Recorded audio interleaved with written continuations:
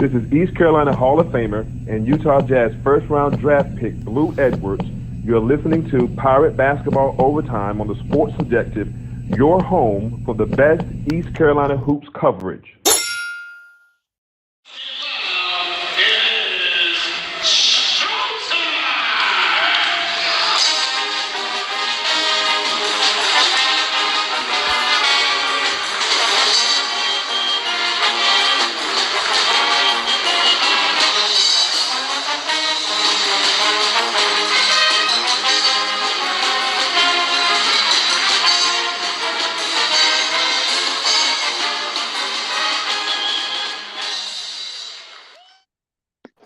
Welcome into the Sports Objective. We appreciate everyone tuning in right now on YouTube and Facebook. We're also archived, obviously, on both of those platforms, as well as pretty much anywhere podcasts are found. A special edition of Pirate Basketball Overtime. Obviously, on Friday afternoon, East Carolina parted ways with former head coach Joe Dooley, and Director of Athletics John Gilbert had a clear-cut plan, and all signs point to Tennessee Associate Head Coach Mike Schwartz being named the next head coach at East Carolina. There is a Board of Trustees meeting this afternoon, being Wednesday at 3:30, and everything points to that being a meeting to discuss a confidential personnel matter, which seems as though it will be the hiring and contract of Mike Schwartz. But right now, to get some perspective, Matt Simmons and I are joined by Vince Ferrara. Vince is there in Knoxville, Tennessee, 99.1 The Sports Animal, and then also the Vol Network. Vince, I know you're headed to Indianapolis, so we appreciate your time this morning. Yeah, thanks for having me, guys. It's crazy. The location and the arena where Tennessee's NCAA tournament ended in disappointing fashion last year is where they start this year's NCAA tournament as well. Lost to Oregon State last year in Indy, and they're going back to start it this year. But, 6-minute drive from Knoxville, 6-hour drive, from Knoxville. So Tennessee fans are obviously excited about this year. Yeah, no doubt. Tremendous job that Rick Barnes and that staff with Mike Schwartz, Justin Gainey and company have done there with the Vols, building a very nice program where there hadn't been a whole lot of men's basketball success down through the years. Just right off the top, tell us about Mike Schwartz. I know he's been there in Knoxville for 6 years now, had a relationship with Rick Barnes going back to his playing days when he walked on. After a career at Sonoma State in California, the California native went to Texas, earned a walk-on spot, and then gave that up to become a GA. And then that relationship with Coach Barnes was obviously maintained through the years before his arrival there in Knoxville, and now he's his associate head coach. Yeah, he has been a rock alongside Rick Barnes. He's the only one out of the official assistant coaches that have been with him from the start. Several others have gone on. Rob Lanier, Desmond Oliver, Kim English, all have had great success at Tennessee and moved on and gotten to run their own programs. And you knew it was only a matter of time for Mike Schwartz. He was elevated to the associate head coach spot. He is the lead recruiter. He understands what Rick Barnes' vision is. Their vision is they're in sync in what they both view as successful basketball. Mike Schwartz basically runs the defense. That's kind of his specialty, but he is so smart. He understands the entire game. We've always, a lot of us in the media that have covered this team have always looked at Michael Schwartz as a future head coaching star. And obviously he knows the game. When Rick Barnes, another cool thing that he does is he allows his assistants to talk. And that is one of the things that helps them prepare for head coaching jobs. And that's a part of it, is you need to be able to talk to the media. You need to be able to handle the media and know what that experience is going to be like. Because guess what? The temperature is going to get turned up when you're there in that spot and things aren't going well. And if it's your first time, it's going to be rough for you. So Rick Barnes gives his coaches rope. He lets them run practices. He lets them do a lot as head coaches to prepare them. And then also talking to the media. And then he's always impressed all of us the way he talks about the game to where everybody can understand it. And that communication piece is huge because he knows the game of basketball. He's super sharp, super guy. But you have to be able to communicate with young people.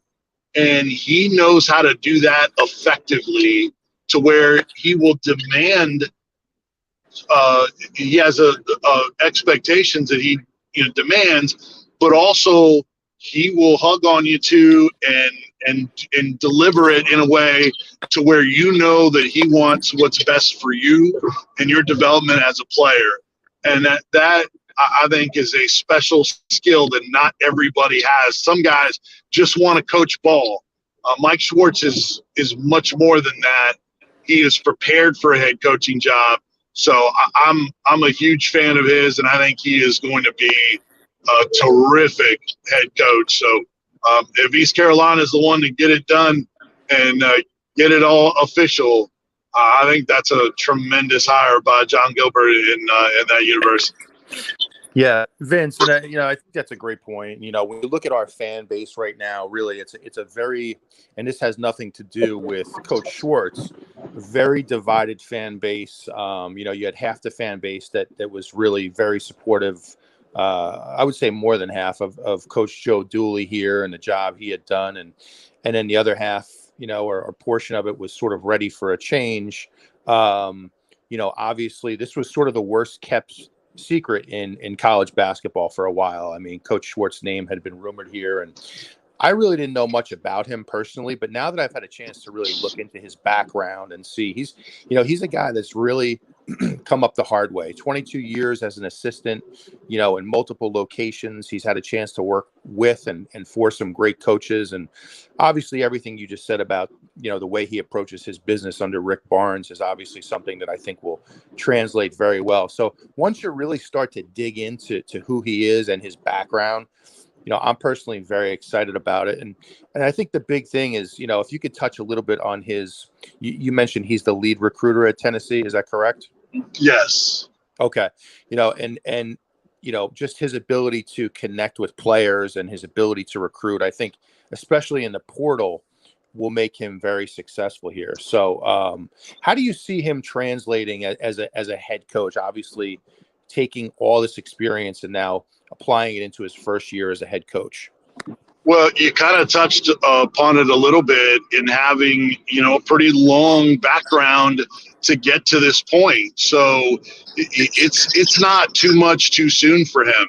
He understands major college basketball. He understands the mid-major level. He understands the grind, and he is not afraid to succeed and take on bigger challenges. That's kind of what his track record has always been. Maybe it hasn't been fast-tracked, but he's taken those steps and been successful.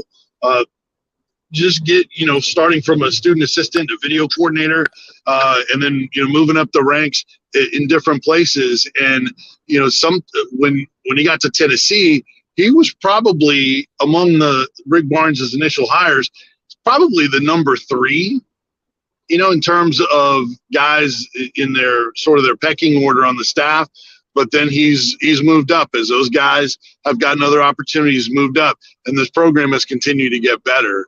So I think he translates great because he has had opportunities to do a lot of things that the head coaches would do. And he's also a terrific recruiter, which is a big part of this game. Tennessee's recruiting has really kicked up in the last 4 years or so. Just in the last couple of years, Josiah Jordan James is a former 5-star. And fans have been frustrated. It's not exclusive to Tennessee. He hadn't, per se, played like a 5-star, but, man, he is super important to this team.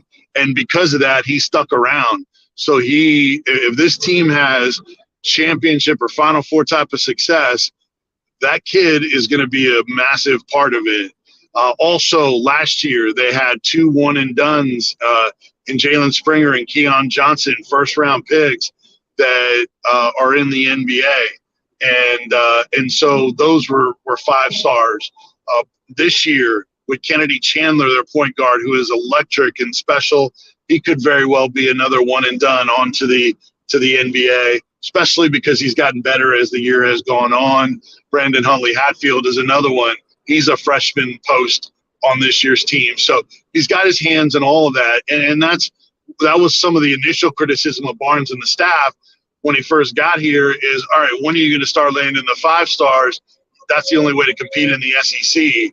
It took a couple of years for them to set the foundation, develop those 4-year guys, the Grant Williams, the Admiral Schofields, have some 3-star guys that you could maybe elevate even more. And those guys were kind of 3-star guys, but having guys that you could coach and then they played up way above their recruiting profile. And then you have star players that now and team success. Now you can start adding the 5 stars instead of just immediately expecting that kind of success. Guess what? Some schools in the SEC that have some coaches that have gotten 5 stars right out of the gate hadn't worked out in terms of team success for them. And so, Rick Stansberry, Ben Howland, some of those kind of Tom Crean. Yeah, they had some special individual players, but the team success hasn't been there.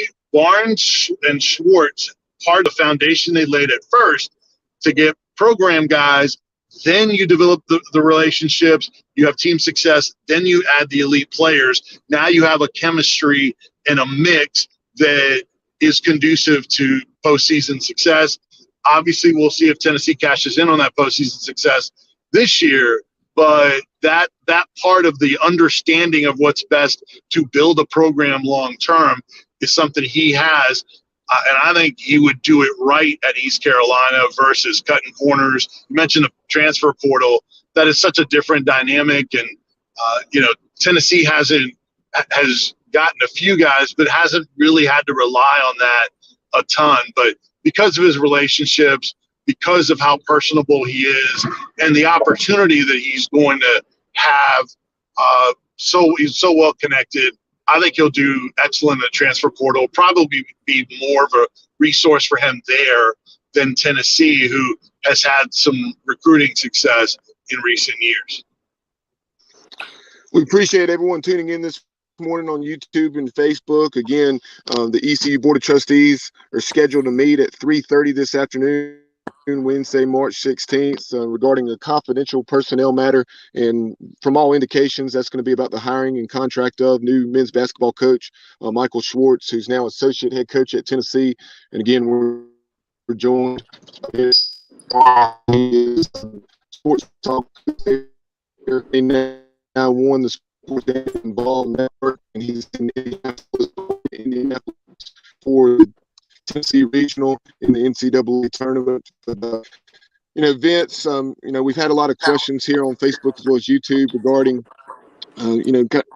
his ability to recruit, which you just referenced. But obviously it's going to be much different for him to recruit East Carolina than it is the University of Tennessee with the SEC money, and then just, the recognizability. And even though they haven't had the success that the Vols have had on the women's side, and I know that was a build, still an entirely different animal with East Carolina's lack of basketball tradition. So, you've kind of gone in this direction already as far as his personability and, maybe connections. I've heard that has some excellent international ties. So, what are those characteristics of Mike Schwartz that you think he'll be able to, attract some of that talent to Greenville, North Carolina and East Carolina?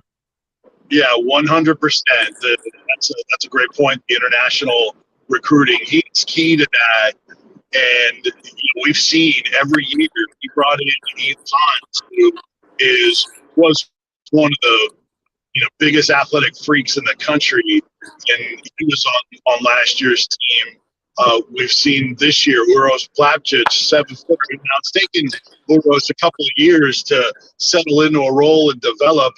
He's made a jump this year, but he was an international guy that was in the States, down in Chattanooga, then went to Arizona State. But he knew him from years before as an international player. They have a kid, a freshman, who hasn't gotten a whole lot of minutes, but they're really excited about his future, by the name of Quentin Dibunje. He's another kid from France.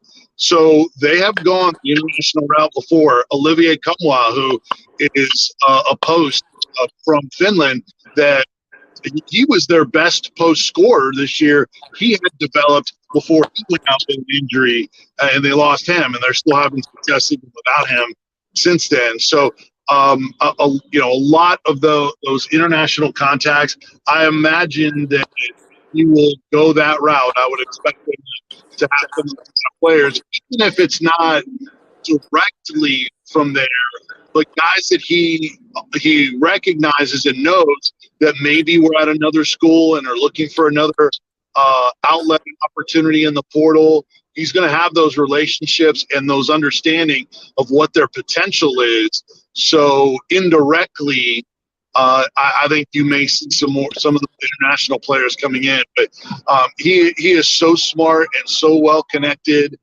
I think he's going to understand what East Carolina needs, what's available to him there, and be able to adjust. And Tennessee has adjusted, and I think he will too. And I also have great confidence that he's going to hire an excellent staff. That's another thing that he really experienced a lot through Rick Barnes. Everybody that Rick Barnes hired has worked out and been terrific. And so I think that knowledge of, all right, you need chemistry within the staff. You can't just hire a guy with the best resume. He has to be lockstep with you, and everybody has to get along and be on the same page, have the same message, and then be able to bring a little bit something different to your coaching staff. I think he will be an excellent hire of a coaching staff as well. And that is huge, rather than having guys that are just looking for a stepping stone, especially there at East Carolina, where you could get used to try to get to a bigger gig. I think he's going to have he would hire the right kind of guys to where you have that staff chemistry, which will get the most out of your team and your program. Yeah, no doubt, Vince. And, when you look at, I'm anticipating Tennessee to make a deep run in this tournament. Coach could be, he's going to be pulling double duty here over the next several weeks, coaching Tennessee through this tournament. And then obviously, I'm sure when he has time, and I know he's going to be 100% dedicated to the Tennessee run here in March Madness, but I'm sure when he has some downtime, he's going to be looking at the roster. He's going to be sort of hitting the ground running, looking into the portal, doing everything he can to get this program moving in the right direction. So it's going to be an interesting couple of weeks here over the next month for Coach Schwartz, pulling double duty. Can you guys hear me? But I wanted to ask you, Vince, when you look at his style defensively, what is it that he really likes to do? Is it full court pressure? Is it straight man? Every coach has a style. What is his style defensively? Well, I think the best description would be aggressive, and they've kind of evolved, honestly, defensively. And I would say, besides aggressive, I would say multiple. Certainly believes in man-to-man. This year they've done a little bit more zone from time to time that's been successful. Barnes is not a big zone guy, but Mike Schwartz, I think, understands that at times you need to mix in and change the looks.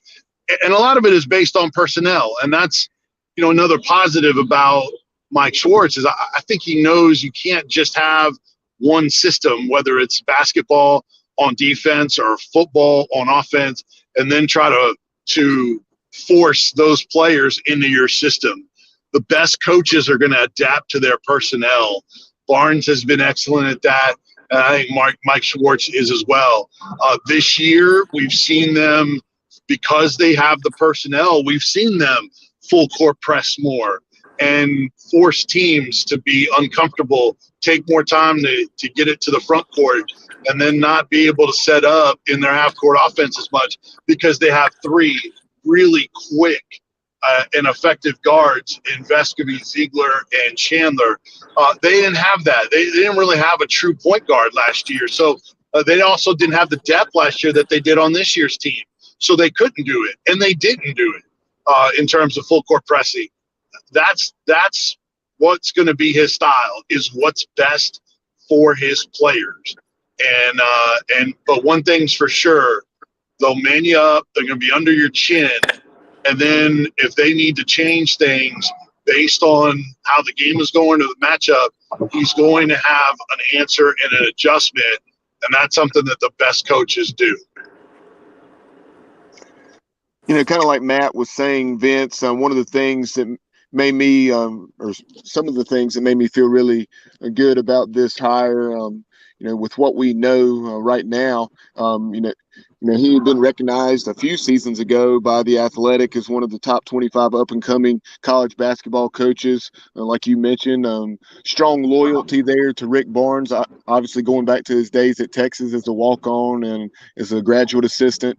Coach Barnes, you know, he's won everywhere he's been.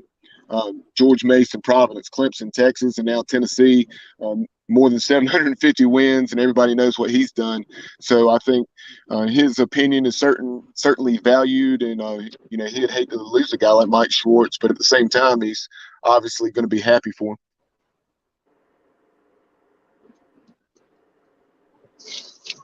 him. Vince, are you with us? Yeah. Sorry, I think I lost you there for a second, but yeah, absolutely, you would hate to lose him, but you know, like I mentioned a little bit earlier, he prepares guys to be ready to go. And, you know, we've kind of been through it before with those other assistants that have gone on to be head coaches. He talks them up all the time. Rick Barnes has said all the time he thinks he has the best coaching staff in the country. He is aware that these guys are going to run their own program and do a great job at it. It's going to happen. And it has happened, and I know it's going to happen with Mike Schwartz. Honestly, I'm a little surprised that didn't hear his name for some of those SEC coaching openings that popped up. Now maybe, you know, I've been tied up with Tennessee and stuff, so I don't know. Maybe he was on some list, and maybe they wanted to go other directions, or maybe they're still looking at that. I don't know, but he's a guy that's had other opportunities.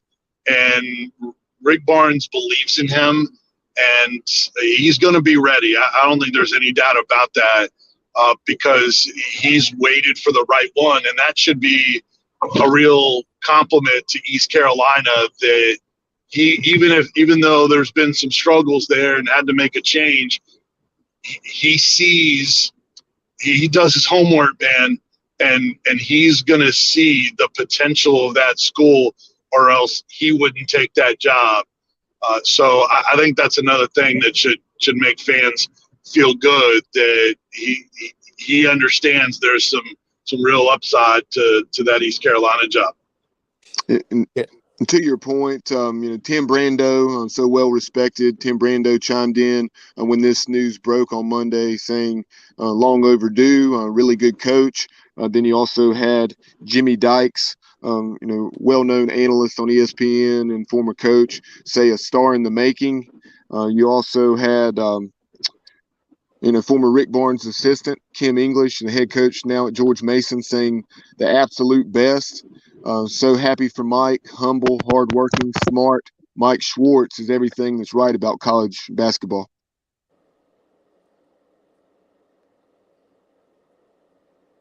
So there you have some of the national reaction. And, you know, Matt, did you have anything else for Vince? Yeah, I mean, just thinking about everything that Vince was saying, it's amazing, you know, how different college basketball is now. I mean, you look at the success that Tennessee's had here in recent years, you know, it can be such a gift and a curse at the same time, because all of a sudden Tennessee has really elevated their program, and but now you have one and dones, right? Very hard to replace one and dones. You get the 5-star recruits that have a big impact right away. They go to the NBA. It adds a lot of pressure in recruiting because you have to replace those guys. And now you look at, arguably your top assistant coach. Now all of a sudden Rick Barnes has to find a way to replace him. So it goes to show what a great job, Barnes has done there, over the years building this program. And, obviously, this type of experience that Michael Schwartz has gained at Tennessee is going to serve us well here. So, I'm very excited about it. And I'm not sure if we got Vince. Vince, are you back? Can you guys hear me? Yes. Yeah, we got you. Yeah. Can you guys hear me? Yes. Okay. Yeah. Sorry. Running low on battery here, so hopefully you guys can I can get to the finish line here. Just a quick story on Mike Schwartz. There at the end of the Kentucky game, Barnes, with about 13 seconds ago, Barnes and Mike Schwartz had a real animated, hard, enthusiastic slap of the hands, like a low five, and then they hugged. And I asked Rick Barnes about that moment in the post game. He elaborated on it. He said, I think so highly of Mike Schwartz, and that's who I was thinking of in that moment because of the work that he's putting in. And he said that the night before, Mike Schwartz went up to him and said, "Coach, let me know if you need anything." And Barnes is like, "What are you doing right now?" He's like, "Got a pot of coffee and I'm watching film." And he was up really late doing it. And he said that's just the kind of guy he is, and just grinding all the time. And I can't tell you, I know I've, talked to him outside of, of covering him at press conference. He's a tremendous guy. Actually, his wife teaches yoga that I took classes, and kind of found out from him that, hey, I think you take yoga with my wife. So, he's a terrific guy, and, just the experience that he's gotten at Tennessee and waiting for the right gig, I think is, set him up for great success. Vince, appreciate your time this morning. Before we let you go, I know you're there in Indianapolis and covering the Vols, number 3 seed, taking on number 14, Longwood. And in Longwood, they have a very unique story. Head coach Griff Aldrich, he had been in private business for 15 to 20 years as a lawyer and AAU coach there in the greater Houston area. So just tell us what you've learned about him and how you see this matchup playing out. Obviously, Tennessee's like a 17 or 18-point favorite. We believe we lost Vince there, and his battery died on him, but appreciate his time this morning. Again, that was Vince. Okay, Vince is back with us. Yeah, sorry about that. I guess maybe some tough areas in between towns. But no, I was just saying, obviously, you're covering Tennessee against number 14 seed Longwood. So they have a very unique story with their head coach, Griff Aldrich. So just tell us what you've learned about him and talk about that matchup. Obviously, Tennessee's a heavy favorite, 17 points. Yeah, they're a unique team, obviously Big South champs, the team that has a couple of ingredients that you typically see in teams that can, make runs sort of as Cinderellas and pull some upsets, in that they shoot the three well and they're experienced. And those are two things that, you see a lot of those.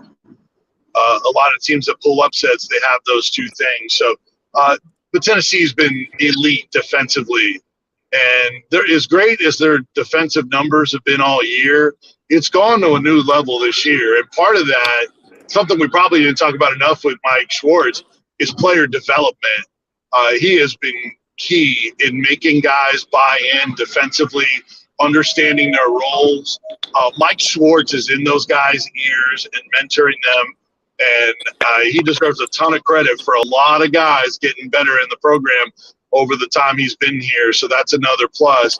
But Tennessee's gotten so good defensively and getting out to shooters and understanding who their shooters are, and develop and following the scout, which Mike Schwartz is always a part of. And so they are so quick defensively that I think Tennessee will do a good job against a three-point shooting of Longwood. And I would expect Tennessee to have a good first game. You know, get a little bit tougher after that, with Colorado State or Michigan. But yeah, first things first.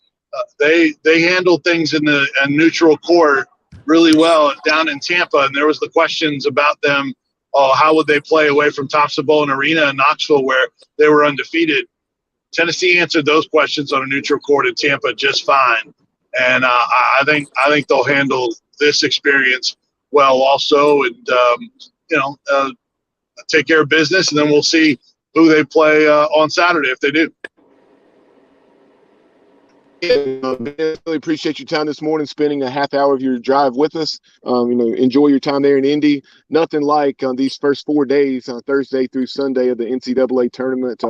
It's one of my favorite days, or favorite series of days, favorite weekends, if you will, in sports. Right up there. I'm a college football guy, but this is one of those things. In my opinion, some of the college bowl games, and then obviously Omaha with the College World Series. I love these first 4 days of the NCAA tournament. Yeah, for sure. Right up there. I got a chance to be with the Tennessee baseball team. I call those games as well. First time for me in Omaha, this past summer. So that was cool. And we'll see if we get to go to another big event with Tennessee and Mike Schwartz a part of it. I know that will make the East Carolina fans, if this gets completed, feel even better about who they're bringing in when you're on that big of a stage and you got the top of. Yeah, no doubt about it. Vince, tell folks how they can follow you on social media. I have your Twitter account there on the screen at Vince Sports, but tell folks how they can hear your work, and if you have anything out there in written format, maybe as well.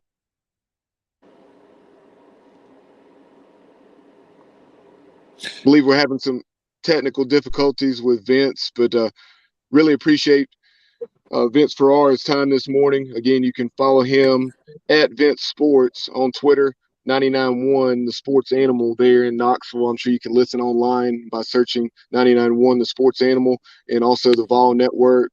As you heard, he does some play-by-play work for the Tennessee baseball team as he was with them in Omaha a season ago. But really appreciate your time this morning, Vince. We'll let you go. I know you're driving and we had some technical difficulties, but excellent information there, Matt, regarding what we believe will be the new head men's basketball coach at East Carolina University, Mike Schwartz. Yeah, no doubt. I really enjoyed that conversation. It's great to get the the inside scoop on Coach Michael Schwartz. And let's face it, Bob. This has been an interesting week for East Carolina basketball, to say the least. I think you do have I would say a divided fan base here. Personally, and this has nothing to do with Coach Schwartz. But personally, I thought that Coach Joe Dooley had earned himself another year here. I was not in favor of firing him. I thought he had sort of earned that right. And then, I had a chance to listen to the interview on Pirate Radio earlier this week, and Coach Dooley discussed some of the APR issues he had, and the fact that for several years here, he wasn't in a position to bring in a graduate transfer like a Vance Jackson. So he was dealing with a lot here at East Carolina when he inherited a bad situation with the APR.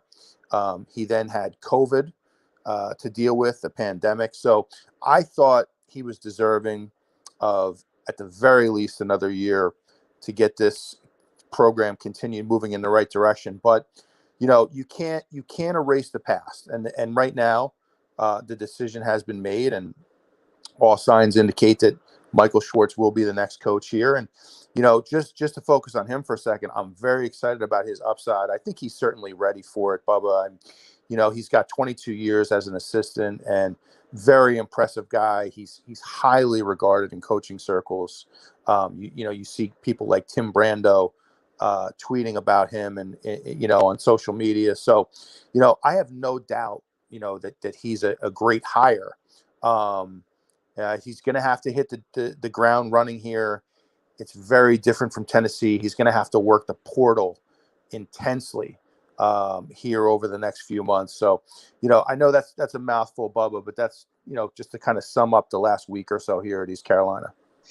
Yeah, no doubt. Some excellent thoughts and perspective there, Matt. And a little bit more about Coach Schwartz. And we talked about his background. He played at Beverly Hills High School, then went to Sonoma State, and then after Sonoma State, went to the University of Texas, where he walked on, earned that spot on the roster, but then kind of went the Lincoln Riley route, if you will, spot to on his career. And 9 to 01 as a GA at Texas, and then spent the following season there 01-02 at Long Beach State as a video coordinator, returned in the same video coordinator role for Coach Barnes from 02 to 04, spent a year at future conference member UTSA way back in 04-05, and then he had connection with Frank Haith, spent I think 5 or 6 seasons with Coach Haith at Miami, during which he was director of basketball ops for 2 years and then also an assistant coach for 3 or 4 years. Then he spent 4 seasons with Rodney Terry at Fresno State there in the Mountain West. The last of those seasons with Fresno State, he was also an associate head coach. So he's been an associate head coach now for not only Rick Barnes, but also Rodney Terry at Fresno. And then he reunited with Frank Haith in the 15-16 year at Tulsa. And then he's been in Knoxville with Rick Barnes, his former coach and boss at the University of Texas, now at Tennessee, since 2016. So much different resume than, some of the assistant coaches we've hired for other sports. Going back to that Coach Mo hire. Not that Scotty Montgomery is not a decent assistant coach, but he was clearly in over his head in ways in a very tough situation where you had a beloved coach fired, and he walked into a situation where it was going to be very hard for him to win, no matter how well he did. But I think this is a much different situation. We'll see how Coach Schwartz does, but I'll certainly be pulling for him. I want the Pirates to be successful, and I think there's an awful lot to like about this hire. And I understand, some of those schools that he's been at have much greater basketball tradition. Most programs do, but he does have the ability to say, he's recruited and signed and coached 15 different NBA players over the last 15 to 20 years. So that's something you can point to in recruiting. And I love the fact that he's described as a grinder, selfless, does not seek attention, and he's not self-promoting. He's a walk-on. He's a GA. He's director of basketball ops at multiple places. And he earned his way up to an associate head coach. And then Coach Rick Barnes, some of the comments that he made about him, just talking about what a quick and easy decision that was to bring Coach Schwartz on at Tennessee, that he loved everything about him and that he's the whole package. So to have that's very high praise from a guy that's won over 750 games like Rick Barnes and a proven head coach at 5 different institutions. Yeah, no doubt about it. And that reputation as a grinder is really going to serve him well here, because let's face it, when you're a head coach at East Carolina basketball, recruiting it's not traditional. It can be very unorthodox. You have to work all channels. His international relationships could come into play. Certainly his ability, in my opinion, his ability to work the portal is going to be sort of the make or break factor for him here at East Carolina. In this day and age, you have to be able to work the portal. And I think his success there will ultimately determine how far he goes here. Now, right off the bat, I think he's going to face a very interesting situation with Tristan Newton. And, you know, I don't want to put the cart before the horse and speculate too much, but let's face it, there's rumors out there. Will Tristan Newton stay? Will he decide to move on possibly and transfer to another school? I think if Coach Schwartz, you know, if he can somehow win over Tristan, if they can have a great, you know, conversation and Tristan decides to stay here, I think that could propel him to a quick start here. However, if Tristan does decide to move on, like let's face it, there's rumors out there. I think that's a big setback.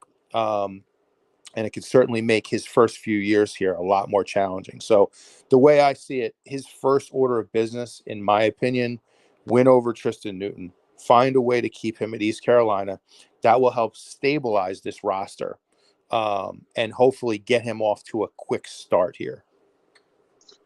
Yeah, no doubt on that. First order of business for sure is in terms of roster management is to do just that. Tristan Newton, a guy that was the second team all AAC player. And let's be honest, if he was playing for another program, you know, if he had a roster, you know, not a roster, but a team that had a better record and wasn't 15-15, or, you know, just had the name of a Memphis or something like that, and he would possibly have been a first team all conference performer. But tremendous player. I love him from the time I saw his high school film. And I know a lot were you know, kind of skeptical about it, but I love everything I saw from Tristan Newton, and he has certainly lived up to that and more during his 3 seasons in the purple and gold. And would love to have him back for a couple more. You know, just reporting facts here, and this is certainly something that's able to be reversed. But on social media, you know, Tristan did remove everything East Carolina related as of, you know, 2 or 3 days ago when all this news was coming out. So that's something to keep an eye on. All signs point to him likely moving on and playing elsewhere, you know, be it somewhere back in the state of Texas, like Texas A&M with Steve Roccaforte being on the staff there at A&M with Buzz Williams. But we shall see in the coming days. You also have a guy like Brandon Suggs, who, when we saw this year, even though he doesn't do anything great, he does a lot of things very well, and that would be a huge loss. Also, with Brandon Suggs, the native of Powder Springs, Georgia. No doubt about it, and you know it's going to be very interesting to see how this plays out, and again, it goes back to what we were talking about earlier, Bubba, about, you know, how effective can Coach Schwartz be in the transfer portal. He's going to need to identify guys quickly for next year, and you know the 2 guys, you know, you look at Newton, you look at Suggs, they're really foundational pieces here. You know, Suggs, like you said, he doesn't do one thing great, but he's a glue guy. I mean, it seems like every game he's in there, he's taking charges. He plays great defense. He's long. He's got length. He can challenge shots. You know, he definitely is a difference maker on the floor, and it shows in the win-loss record. So you got to find a way to keep those guys. I know it's going to be a tall order, but I'll tell you, the other thing I think it's going to be really interesting here, we mentioned earlier, is you know, the double duty that Coach Schwartz is going to have to pull here, because I do anticipate Tennessee to make a long run in March Madness, and I think for him to win over the fan base here, you know, obviously you have to win the press conference. That's always a big thing, but if he can show, you know, that he's pulling double duty and making strides as a coach during their run, I think that would sort of help win the fan base over too. So it's going to be really, really interesting to watch this play out here. Yeah, no doubt. You know, Dave, unable to join us this morning here on the show, but chiming in a little bit on Facebook. He said, will Coach Schwartz get the commitment that he needs to be successful? That's obviously been so well documented in this whole Joe Dooley situation. And that led, or at least was one of the major factors to there being a poor relationship between John Gilbert and Joe Dooley. Who knows, maybe there was not much of a relationship anyway, but that certainly contributed heavily to things from all indications.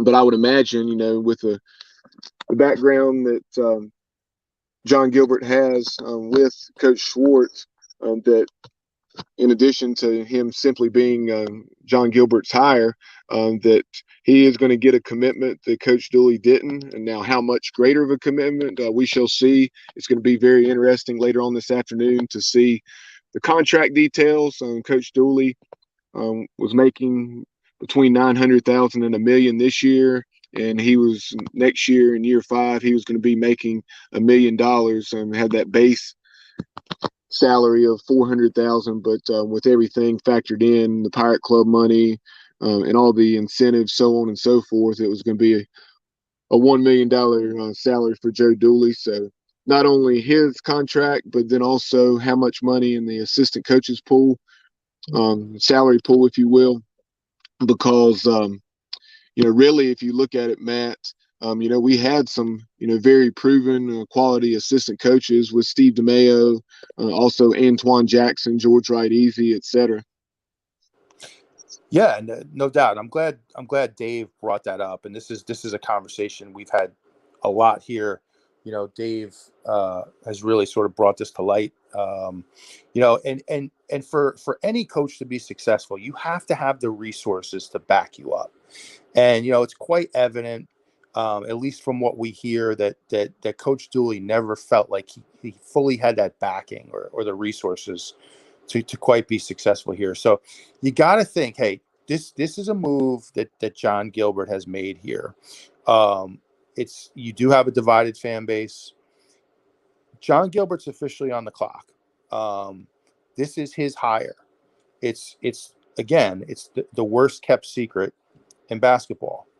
It's been rumored here for a while.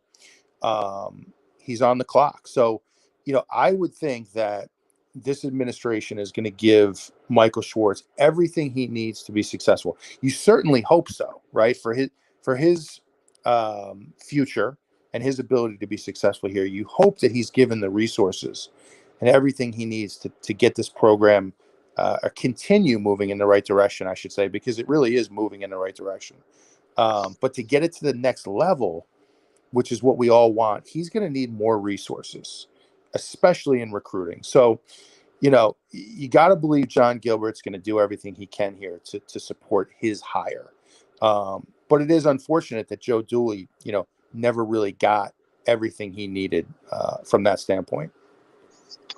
You talk about recruiting, some of the money being spent there. Like you say, it will be interesting to see how that changes. I know in football and baseball, a lot of times Cliff Godwin and then Mike Houston, they have access to the private jets of donors where they can make recruiting trips much more efficiently and then get back to campus to carry out other aspects of the job.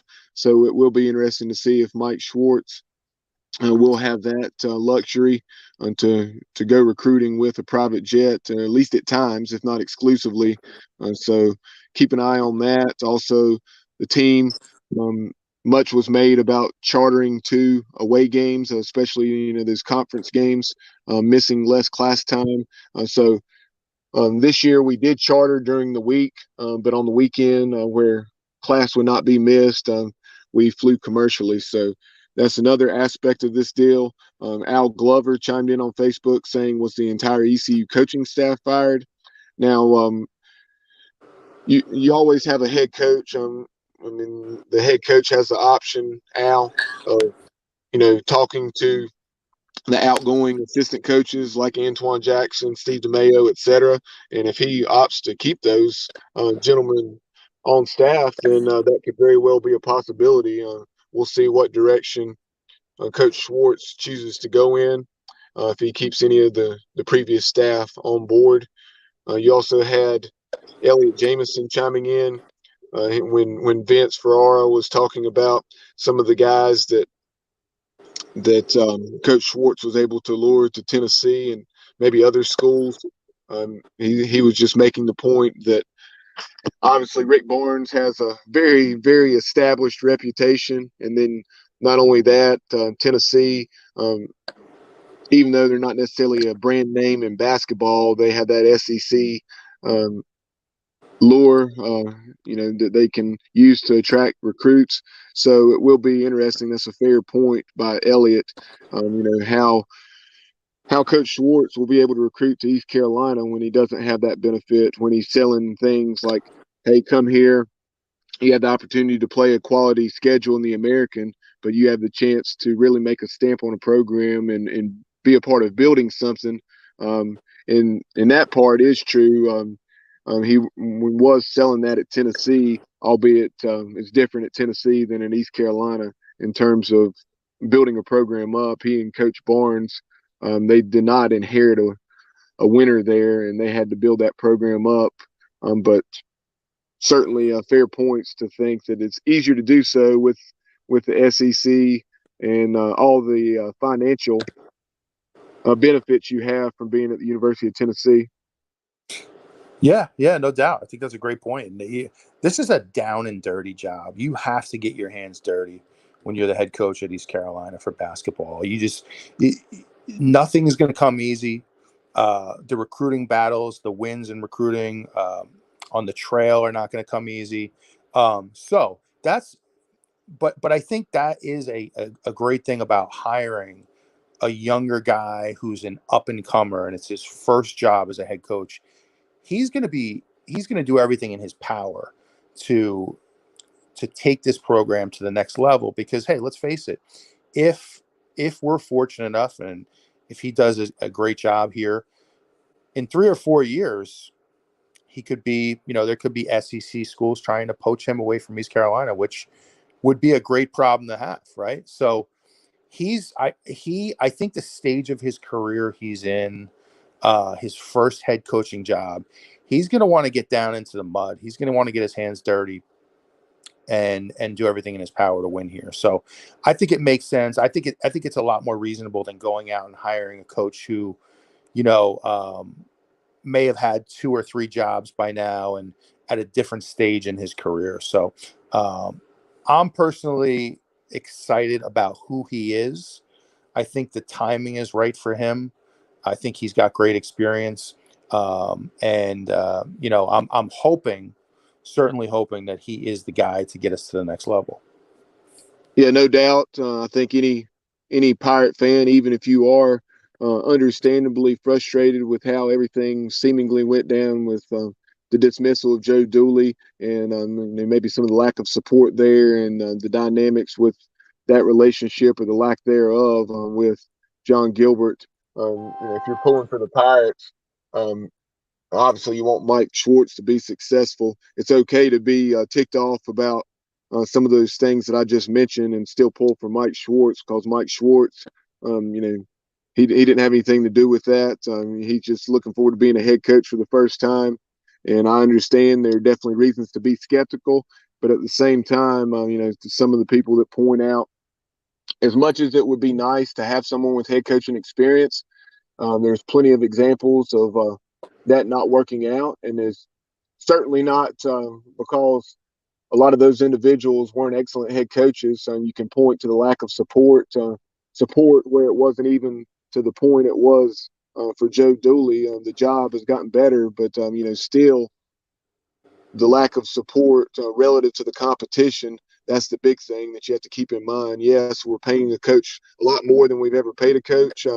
Although Jeff Lebo did make a very similar salary when he resigned back several seasons ago. So it's all those other things, the other aspects of the program that a lot of people don't think about where we're talking about more financial support, not necessarily the head coach's salary.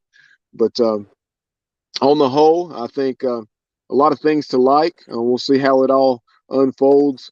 And I think if you're going to go the assistant coach route, I think we made an excellent hire. I think we'll see how it all pans out. We'll see what kind of staff he's able to assemble.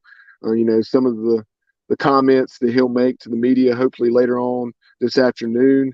And we'll see what type of thoughts he has about East Carolina University here initially, and we'll see how he kind of develops those relationships if he gets out in the community and does things to really sell East Carolina basketball and help it become what we all want it to become. Yeah, I think that's really well said, Bubba, and I think the administration needs to continue looking themselves in the mirror and ask, hey, what do we want to be here? Do we want to be a team that competes for championships in the American Conference, or do we want to continue to be a, sort of middle of the pack team that is sort of champing at the bit to get up to the upper echelon in the conference? So lots of questions, but I am certainly excited about this hire and looking towards the future. And we had a lot of people chiming in on YouTube as well as Facebook, Matt, just saying, why were people like Will Wade, who was let go at LSU, despite them having a top 25 caliber season, them being in the NCAA tournament, why was a coach like that not considered? Obviously, Will Wade has some baggage, and that's maybe something that you would be a little more quick to look past now in this day and age with the NIL and so forth. But I think what it boiled down to, be it Will Wade or other assistant coaches or head coaches for that matter, a guy like Tim Kraft at Gardner-Webb, who's done a very nice job, I think it was very apparent that John Gilbert had been honed in on Mike Schwartz for quite some time. And, like it or dislike it, you got to give John Gilbert credit in that regard. He had his man, and he went and got his man in a hurry. And, within a matter of 72 hours or so, East Carolina had its man in Mike Schwartz. And I think it's also a reflection, of the relationship that we had heard about between John Gilbert and Rick Barnes, and how much stock he put in Coach Barnes' opinion. And hopefully it will pan out for the Pirates. But appreciate Vince Ferrara, again, on his way to Indianapolis to cover Tennessee in their Thursday afternoon game against Longwood, taking on the Lancers in the 3-14 matchup in the South region. But appreciate his time spending a half hour with us and giving us his candid thoughts on what all signs point to being the new head coach for East Carolina men's basketball, Mike Schwartz. But before we get out of here, some of our upcoming content, you had spring football get underway for East Carolina on Tuesday afternoon. So we'll be having some positional previews, and we'll talk about, the secondary, the offensive line, so on and so forth. We'll have Warren Stabler on the program maybe later today or tomorrow, and we'll take a look at that Pirates secondary that has grown so much under Steve Ellis and Trip Weaver. But for Matt Semenza, I'm Bubba Rosenbaum. You've been watching and listening to the Sports Objective in a special edition of Pirate Basketball Overtime. Have a great day, everyone. Take care, and as always, go Pirates.